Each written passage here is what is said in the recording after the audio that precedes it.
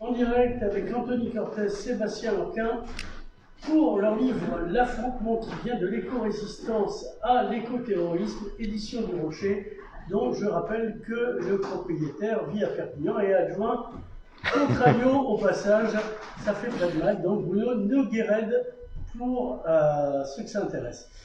Anthony Cortez, on le connaît, en tout cas moi, puisque Anthony est d'ici, mais il travaille pour Marianne, malheureusement pour lui, journal qu'on pourrait qualifier de souverainiste ou... Oui, salutaire plutôt, moi je préfère. Elle est sympa, Natacha, mais bon... C'est une autre question. Sébastien Lequin qui aura le bon goût de se présenter, vu que lui, je ne le connais pas, à part je sais qu'il a femme et enfant, à part ça. Je suis journaliste indépendant, je travaille pour différents médias, dont Marianne. Oui, aussi. Voilà. Et donc, notamment sur les questions d'écologie et d'agriculture.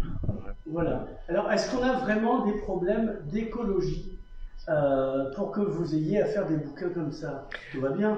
Enfin, moi, j'ai vu le président hier, tout va bien. Alors, ce qu'on va monter, c'est quand même partout en France une tension autour des problématiques environnementales et écologiques. On voit finalement ce qu'on explique dans le livre, un double mouvement avec d'un côté des militants qui durcissent leurs actions, qui font des blocages, des jets de peinture, même des sabotages, et en face, l'État qui lui aussi réagit durement, puisqu'il se met à surveiller, réprimer et criminaliser l'activisme aujourd'hui. Alors, c'est un peu comme les violences en général dans les manifs, la légitimité des uns et des autres. Ouais. De votre point de vue ou pas, ou alors ne se prononce pas, comme on dit dans les sondages. Ben nous, justement, notre parti pris, c'est d'être au centre de cet éventuel affrontement qui vient. Et justement, les deux camps disent, en tout cas revendiquent, la légitimité de la violence. Évidemment, l'État, bon, ça c'est historique. L'État normalement détient la violence légitime. Ils n'ont pas inventé le concept. Voilà. Mais de l'autre côté, les écologistes disent notre cause est juste et notre cause doit profiter à tout le monde. Donc évidemment que tous les moyens peuvent être bons pour la défendre. C'est ce que dit Louis Alliot à propos de l'OAS. Donc c'est ça que j'essaie de. En tout cas, on n'a pas croisé Alliot sur les manifs écolos. Voilà, ça c'est une vraie information. Toi, tu avais déjà fait un livre qui fait le tour de France des initiatives dans les villages. Il y a une continuité dans le travail, je trouve, on peut me tromper. Justement, passer le seuil des initiatives, à un moment donné, si c'était l'État qui soutenait à minima pour amplifier, on aurait peut-être d'avancé. C'est peut-être ça qu'on reproche. Le point commun entre les deux, c'est vrai que c'est l'absence de l'État. L'absence de l'État et justement les citoyens qui doivent s'engager pour essayer de pallier les absences de cet État qui est censé nous protéger, qui est censé adopter certaines stratégies sur le temps long. Et là, des deux côtés, bon là on parle de l'écologie, c'est surtout vrai pour l'écologie, là c'est notre dernier livre, mais voilà, le bilan d'Emmanuel Macron est contrasté. Contrasté, oui. Il est gentil, moi je l'aime bien. Il est sympa. J'essaie de peser mes mots, je ne veux pas passer pour militant. Non, mais il est contrasté. Voilà, il y a notamment une déception, c'est la Convention citoyenne pour le climat Alors, voilà, dans les épisodes précédents, Flashback, on a des coupes afro, des pantins en pâte d'EF. C'est quoi la Convention du climat et qu'est-ce qu'il en est advenu par la suite? Bon, rien évidemment, mais rappelle ce que c'était. Il y avait des belles choses. Il y avait des belles choses, mais en tout cas l'intention de base était belle, c'est-à-dire impliquer les citoyens pour essayer de créer des solutions. Ouais, c'est ça.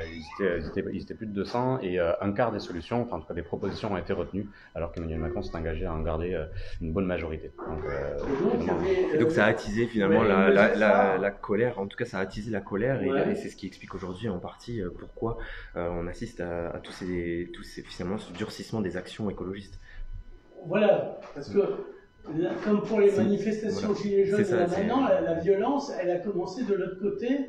Et donc, celui qui dit qui est, comme on dit. En tout cas, c'est deux radicalités qui se nourrissent l'une l'autre, ça c'est clair. D'un côté, voilà, l'État qui durcit son jeu avec un appareil législatif qui doit servir à une certaine répression, et de l'autre côté, les écologistes qui envisagent toutes les actions, et on le voit par exemple ce week-end avec des opérations de sabotage prévues contre les bassines agricoles. D'accord. Alors oui, mais 2 secondes. Non, ils vont pas répéter. Ils sont pas comédiens, oui, j'entends. Parce que là, je suis en direct, je suis obligé de te balancer. J'assume. Allez, une dernière question. Allez, une dernière. Une dernière. Donc, il y a des martyrs de leur côté. Du côté des écolos? Ouais, des écolos, oui. En tout cas, des martyrs, je sais pas, le mot est peut-être un peu fort. Oui, bien sûr. Bien sûr, bon, là on s'intéresse surtout à l'histoire plus contemporaine. Rémi Fa, c'était il n'y a pas si longtemps, on est d'accord, mais on s'intéresse surtout à l'après 2018, c'est-à-dire à l'après Marche pour le climat et l'après création d'Extinction Rebellion. Avec finalement une accélération des actions, des groupes qui se créent, des groupes qui revendiquent un discours de plus en plus radical, qui n'ont plus peur de parler, de revendiquer des sabotages notamment. Donc voilà, on sent qu'on est vraiment dans un glissement vers quelque chose qui pourrait devenir incontrôlable, dicté par l'urgence climatique, et face auquel l'État, au lieu de jouer la désescalade, finalement vient alimenter la haine et la colère en finalement jetant de l'essence sur un brasier qui ne demande qu'à s'enflammer. L'insurrection qui vient. Messieurs, ce fut délicieux. Merci à vous. Je vous laisse à votre public nombreux à la librairie Torquatis, donc vous pouvez venir. C'est rue quoi? Mailly. Rue Mailly, bien sûr.